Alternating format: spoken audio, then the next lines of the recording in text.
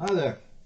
Today we're going to talk about rock family trees, the Beatles and some other guys by P. Frame.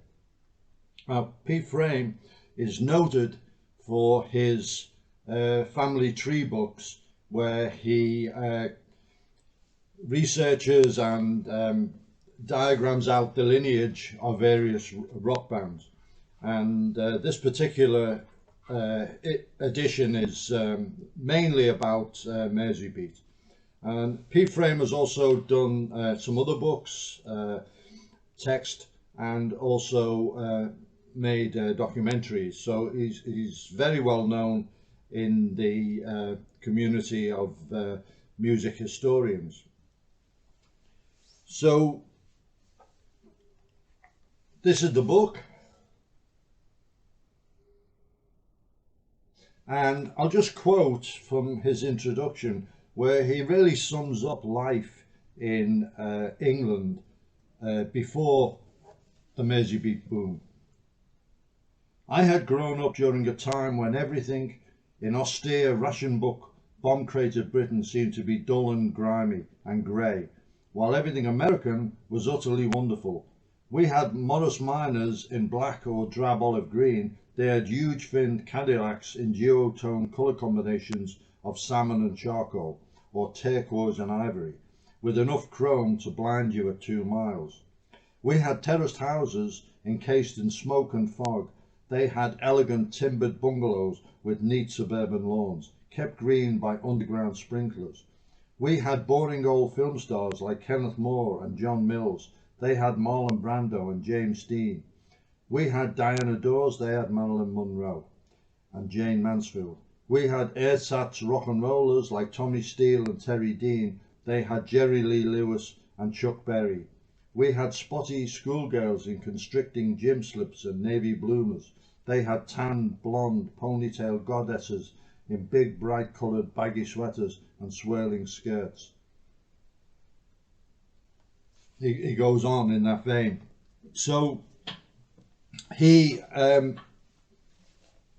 the opportunity to work in Liverpool at the height of Merseybeat and visited places like the Cavern, the Cardoma, the Grapes regularly, and also bought Merseybeat, Bill Harry's newspaper. So from an early age he was immersed in the Merseybeat scene. So one of the first big frames, rock family trees in the book, is this one on the Beatles, which you can see is massive.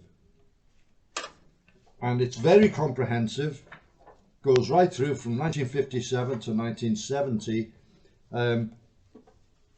with the earliest days with the skiffle right through. Now during that time, it's been considered that the Beatles had something like 27 drummers. There's a guy written a book about that, which we'll probably review, all the drummers of the Beatles, many of whom are unknown. So you can see why it's such a comprehensive family tree. He then goes into a chronology giving the timeline, and then we have a whole series of the Cavern Kids. I'll just fold out the first one, the Cavern Kids, and the book also has lots and lots of really marvelous photographs as well. So the Cavern Kids, as I say, it goes over, I think, up to about 7 different family trees just on the Cavern Kids, and it shows that quite often there was cross-pollination between the bands. Personnel would swap.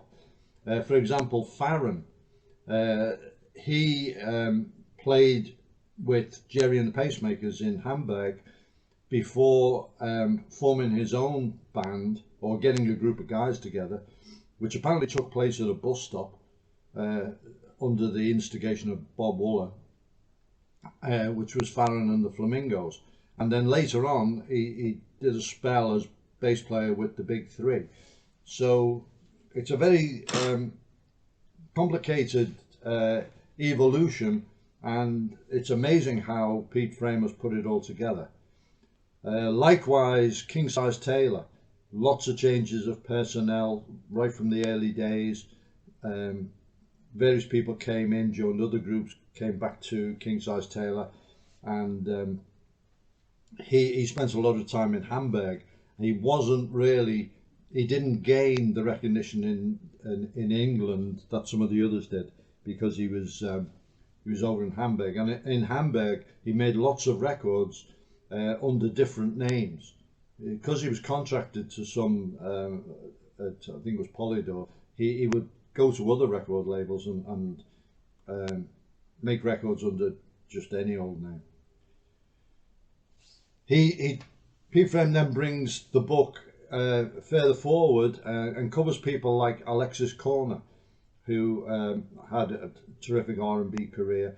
Then he looks at the 80s with the scene with Eric's in Liverpool, and all the bands that came out at that time. It was kind of a second Mersey beat boom in a way.